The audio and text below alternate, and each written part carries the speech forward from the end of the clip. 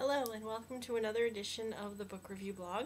I am your book reviewer, and today we're going to review the book 11/22/63 by Stephen King. If you can tell by the title and possibly the newspaper clipping on the cover that I just briefly showed, and are familiar with 11 November 22nd, 1963 was the day that John F. Kennedy was assassinated. So this book has something to do with that. I'll get into it right now.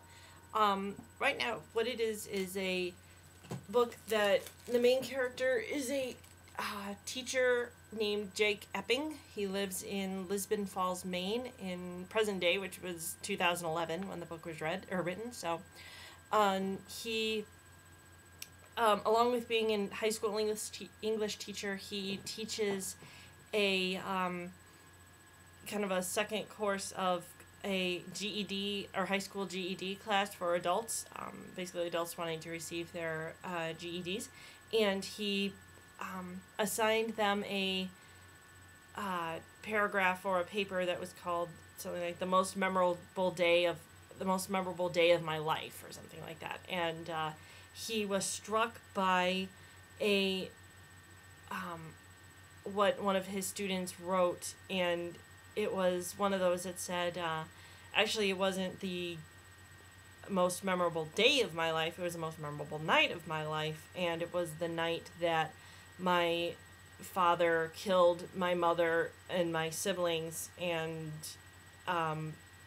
barely killed me. But I survived, and so he was very taken aback by that. Jake was, and he went to. He knew the guy that wrote it. Obviously, his name was Harry Dunning, and he had been a janitor at the school where Jake worked. So he talked to him about it and said, I'm sorry, I was very moved by your piece, and he invited him to go with him to dinner at a diner that's run by a guy named Al Templeton, and they talked about it a little bit, and it turned out that this happened in not 1963 but 1958, and Al had heard them talk about it, and when Harry had gone home, Al had contacted Jake and said, hey, look, I've got an odd little proposition for you, and if you just want to hear me out. And Jake was like, okay, fine. So, and he said, well, what do you think would happen if, say, you could save Harry and his family from what his dad did? And Jake was like, well, I can't do that, that was in the past. And then Al said, well, no, not only can you save Harry, but you can also save Kennedy from being assassinated. And again, Jake was even more perplexed, and he's like, well, think about it. If you save Kennedy from being assassinated, then down the line, historically, you may end up saving Robert Kennedy from being assassinated, which may end up saving or freezing like the race riots that go on, and also being you might end up having Martin Luther King not be assassinated, and may end up not even having a Vietnam. And it was just kind of a down, if you save this thing from happening, then this won't happen, and this won't happen, and this won't happen. And so Jake kind of went home and kind of toyed with it, and I think it was mostly the paper by Harry Dunning that caused him to eventually say, okay, I'll do it. And Al had found this loophole, or this tear in time space continuum type thing that was in the back of his diner. And he said that when you pass there and go on the other side, if you want, it will be 11:58 a.m. on September 9th, 1958. And he was like, oh my gosh, that's really perplexing. And they're like, oh no, it really will really happen. And so he went, and he's like, oh, all you have to do is watch out for the yellow card. He calls the yellow card man, who is on the front, like, oh, he's just like a wino, don't worry about him, you just, like, pay him his 50 cents and he'll let you buy. So, like, okay, fine.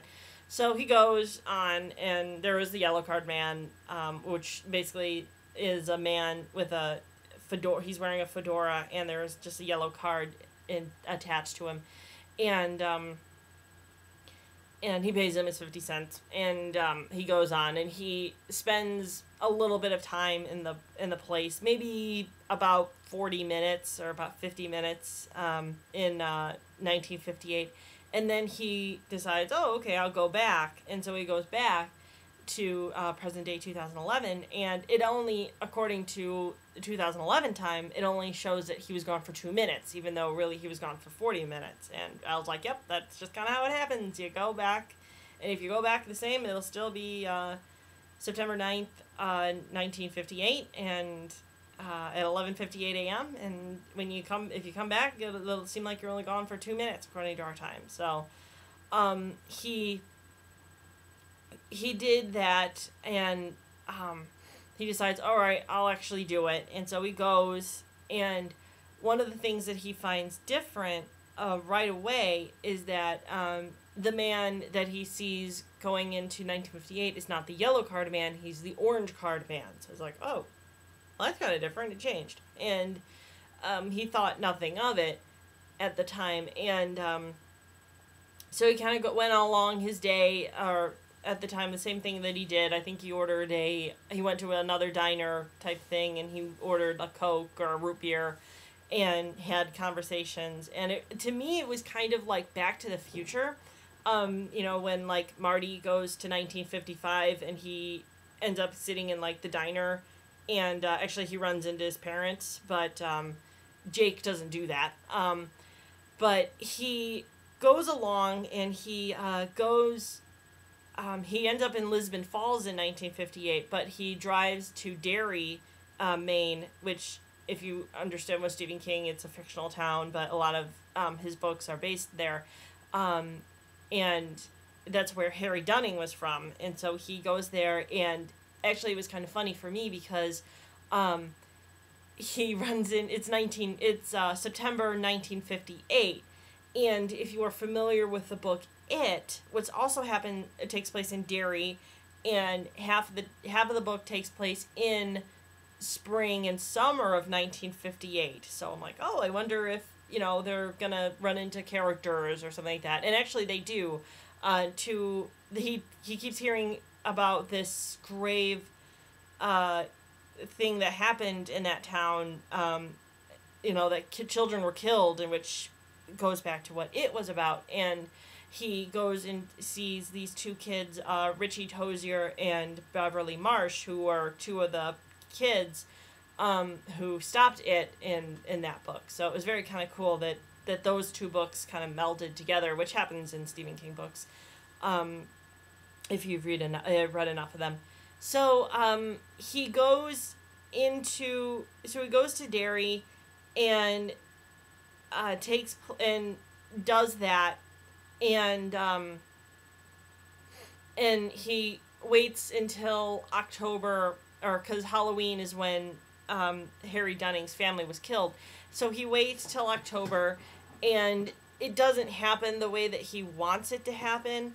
As it ended up turning out, Harry Dunning's father didn't kill all of his family, but he did still kill Harry's brother, and had left his mom kind of pretty bad.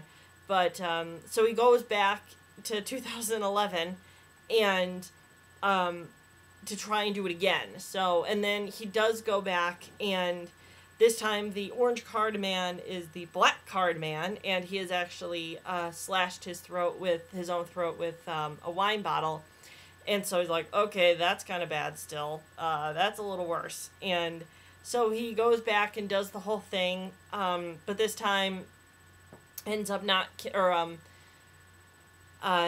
killing Harry's father before he can do this. And again, there's so much more in this book because it's a 850-page book. But then when he's done in Derry, then he goes down to Dallas, and kind of in the Dallas-Fort Worth area, because Al gave him like a notebook full of things about Lee Harvey Oswald, and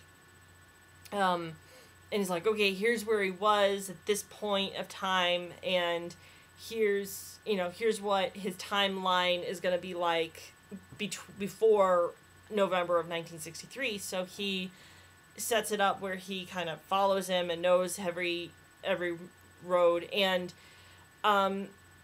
this is, if you're familiar with the Kennedy assassination and like kind of the conspiracy theories that go along with it, Al told Jake that this is kind of based on 95% sure that Lee Harvey Oswald was the only gunman.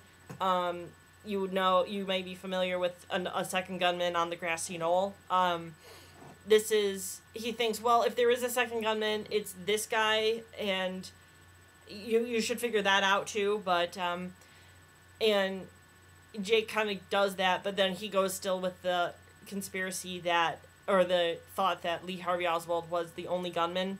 And while he is in Dallas and another a city that's nearby called Jody, he does end up getting a job with as an English teacher, what he did, and he really gets to know the people in the town, and he ends up falling in love with a librarian named Dunhill. That's her last name. I'm sorry now that first name escapes me, but her last name is Dunhill, and they end up falling in love, and he's really torn because he's like, well, I've got a job to do.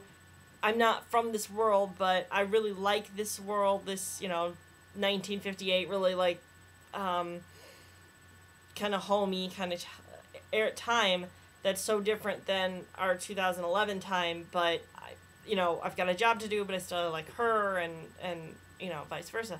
So he does toy with that,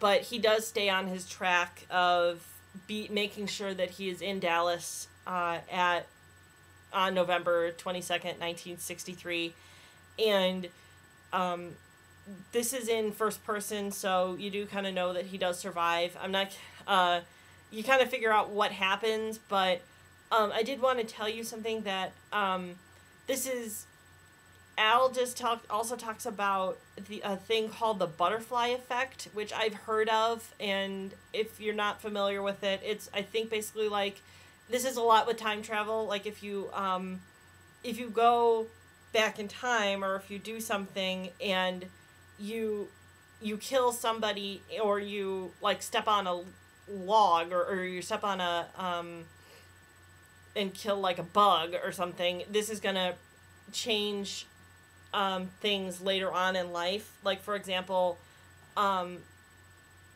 when he killed Harry Dunning's father, that altered time. That happened in a way, and what happens is that he does save Kennedy's life, but it doesn't happen the way that Al says it's going to happen. It actually happened quite the opposite, but it was actually an interesting little thing, and I won't go into that because that's kind of the fun part of the book. But anyway, I enjoyed it a lot. I found it easy kind of to read. Like, you're going to look at this book, and I mean, it's standard, it's Stephen King, but you're going to look at this thick book, and it's 850 pages. I'll show you the back end of it. It was kind of cool. I wish that the 7-day loan thing didn't cover the newspaper picture. But anyway, that's it for this review. My next review is going to be a book called Redeeming Love. It's kind of along the lines of the book, The 5 Love Languages and the Safely Home book, where they're more inspirational and religious, but this one I've heard of, and I've heard it's a good story, so I was interested in it. So that's it. I bid you all a farewell and happy reading.